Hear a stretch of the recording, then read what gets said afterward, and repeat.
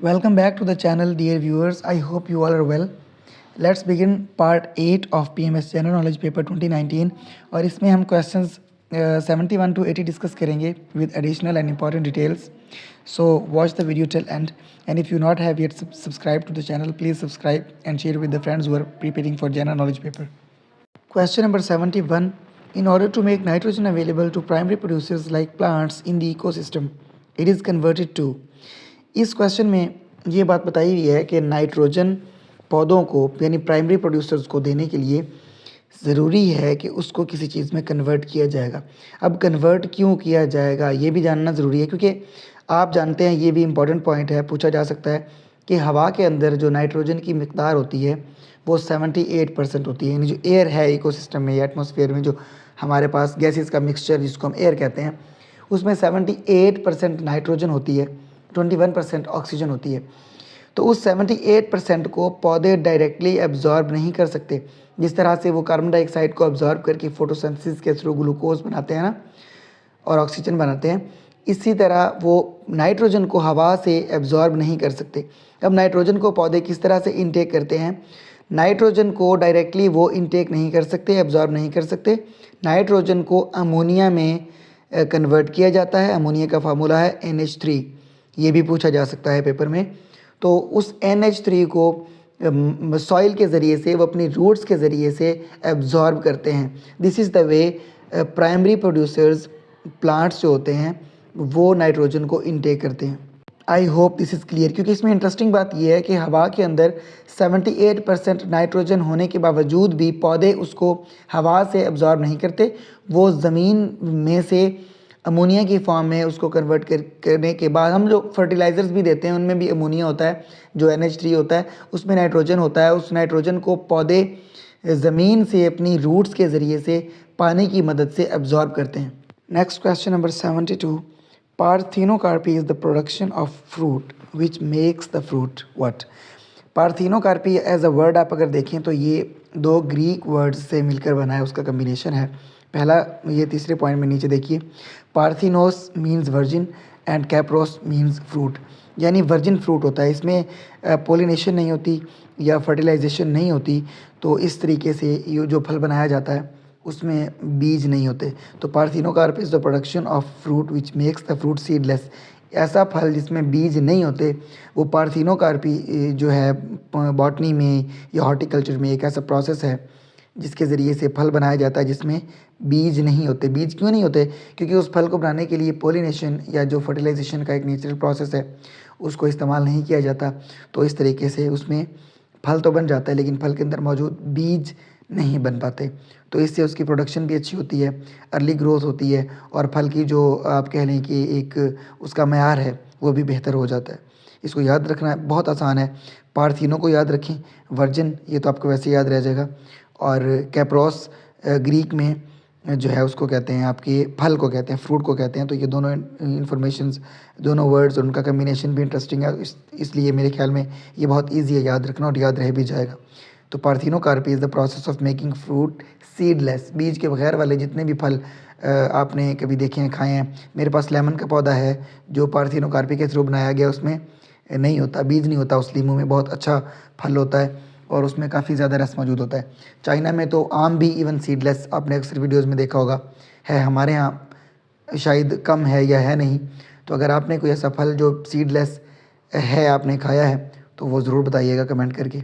Next question number 73 was the world's day to combat desertification and drought is a United Nations observance observed on या celebrated on, यानी जो United Nations की खुश्क साली और सहराओं के डेजर्टिफिकेशन बोलते हैं सहरा बनने को, यानी ज़रख़ ज़मीन के सहरा में बदल जाने को, खुश्क साली की वजह से या पानी की अदम मौजूदगी की वजह से या प्रॉपर एग्रीकल्चर ना होने की वजह से जो ज़रख़ ज़मीनें सहरा में तब्दील हो जाती हैं। और ड्राफ्ट तो खुश्क साली होती है। खुश्क साली से निपटने का आलमी दिन कब मनाया जाता है?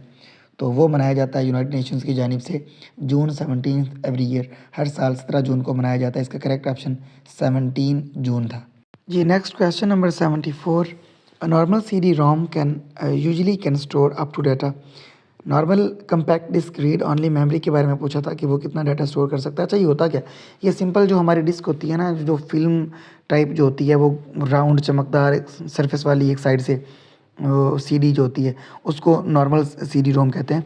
तो वो पूछा था कि कितना डाटा स्टोर कर सकती है। That can store 680 MB, 680 megabyte उसकी स्टोरेज कैपेसिटी होती है। तो इसका करेक्ट ऑप्शन ये था। Next question number 75, dinghy is caused by which type of mosquito. याद रखिएगा कि डेंगी एक वायरस है। ये भी क्वेश्चन पूछा जा सकता है कि dinghy is what kind of disease. तो ये वायरल डिजीज़ है। अब ये एक मच्छर है एडीज़, उसके काटने से डेंगी होता है। और मलेरिया और डेंगी काफ़ी कंफ्यूजिंग है दोनों आपस में। मलेरिया जिस मच्छर के काटने से होता है उसका नाम एनोफिलीज़ होता है, आप सेकंड पॉइंट में देख सकते हैं। और जो मलेरिया है वो वायरस भी नहीं है, यानी वायरल डिजीज़ भी नहीं है, ना ही बैक्टीरियल डिजीज़ है। तो मलेरिया एक पैरासाइटिक इन्फेक्शन है।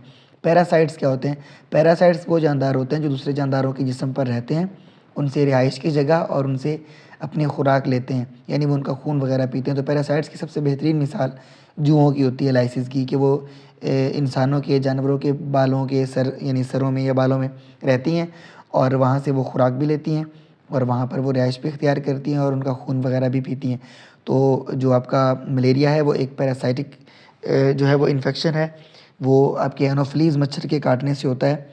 और ये भी याद रखना ज़रूरी है कि वो ना वायरल डिजीज़ है, ना वायरस से होता है, ना बैक्टीरिया से होता है। लेकिन जो डेंगी है आपका, तो डेंगी एक वायरस है जो आपके एडीज़ मच्छर के काटने से फैलता है। जी, next question number 76, which tube among the following joints kidneys and bladder. जो ब्लैडर है जहाँ पर हमारा पेशाब स्टोर होता है इंसानों में, और किडनीज जहाँ पर वो पैदा होता है, जहाँ पर प्योरीफिकेशन ऑफ ब्लड होती है, उन दोनों के दरमियान एक ट्यूब होती है जो उन दोनों को आपस में जोड़ती है, जिसके ज़रिए से जो पेशाब है वो जाता है ब्लैडर में जहाँ स्टोर होता है। तो उस ट्यूब को क्या कहते हैं? तो उस ट्यूब का नाम है यूरेटर। वो आप इस तस्वीर में भी देख सकते हैं कि एक पूरे का पूरा स्ट्रक्चर दिया हुआ है। पूरी डायग्राम के ज़रिए से आप समझ सकते हैं कि यूरेटरी सिस्टम का जो आपका पार्ट है कौन सा, वो कहाँ पे है और उसका स्ट्रक्चर क्या होता है। सबसे ऊपर किडनीज़ हैं, उससे नीचे वो यूरेटर, वही नाली है जिसके बारे में, ट्यूब के बारे में पूछा हुआ था इस पेपर में। उसके नीचे ब्लैडर है जहाँ पर स्टोर होता है, और यूरेथ्रा उसका लास्ट पार्ट है, और जो फाइनल एक्सक्रीटरी जो पार्ट है जहाँ से वो उसका इखराज होता है। तो ये मेरे ख्याल में डायग्राम देखने के बाद और इसके पार्ट्स को देखने के बाद इसके बारे में कहीं से कोई भी किसी भी तरह का क्वेश्चन आता है तो आप इजीली उसको टैकल कर सकते हैं। तो इसका करेक्ट ऑप्शन क्वेश्चन नंबर 76 का जो था वो यूरेटर था। Next question number 77, Edward Jenner successfully developed world's first vaccine in. अब इस क्वेश्चन के स्टेटमेंट में ये बताया हुआ है कि अगर आंसर पूछता है वो एग्जामिनर के who invented world's first vaccine, तो उसका जवाब आपको इस सवाल में ही दिया हुआ है। एडवर्ड जेनर ने डेवलप की थी दुनिया की पहली वैक्सीन, लेकिन इस पेपर में ये पूछा था कि कब, तो वो 1796 करेक्ट ऑप्शन था इसका।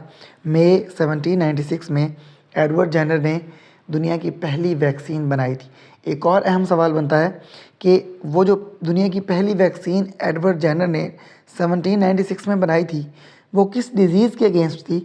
तो that was the vaccine developed against small pox.